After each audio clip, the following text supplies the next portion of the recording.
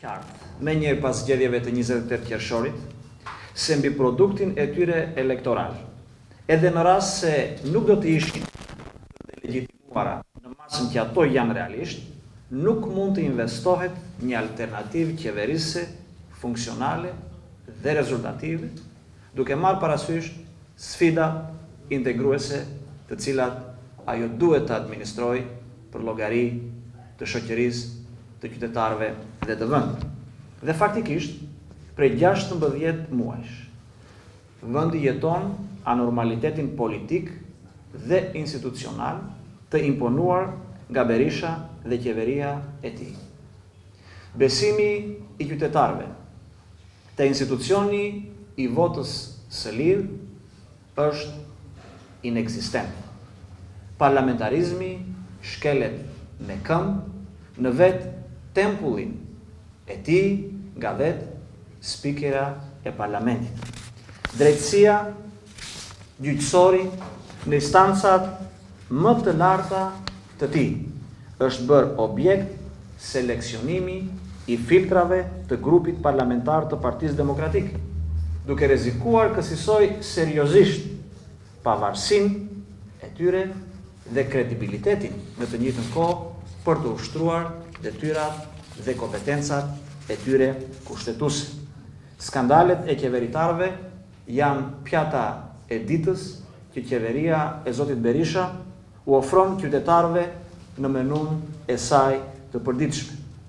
Ministrat e zotit Berisha janë në pamundësi të ushtrimit të detyrave të tyre, për shkak se nga njëra anë përpiqen të administrojnë skandalet që u plasin për ditë dhe nga ana tjetër përpiqen të hedhin ura komunikimi me opozitën për të garantuar mos ndëshkimin e tyre për to nesër.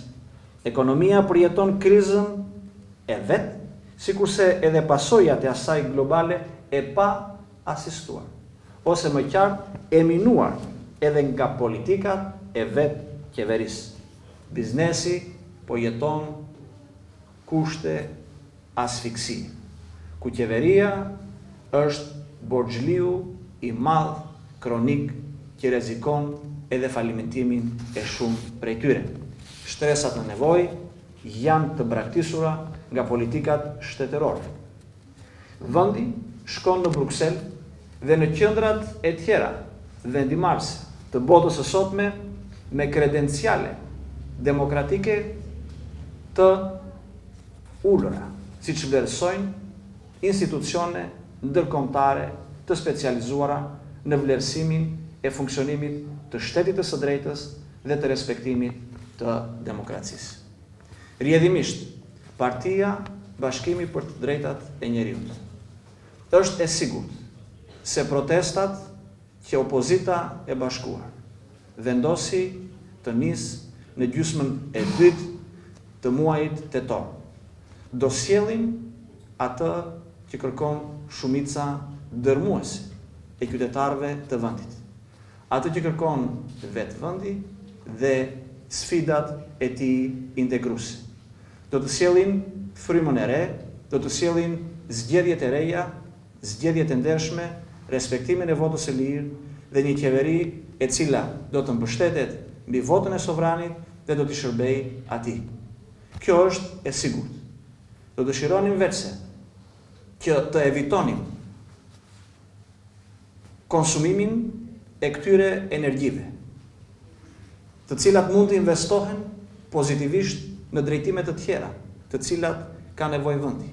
Dhe është momenti i reflektimit që zoti Berisha dhe qeveria e tij në pozita më minorance se kur midis shoqërisë dhe qytetarëve të hapi rrugën proceseve demokratike me shpalljen dhe realizimin e zgjedhjeve të reja në vend në kushtet e respektimit të votës së lirë dhe të parimeve mbizotëruese të proceseve zgjedhore në të gjithë botën e sotme të civilizuar.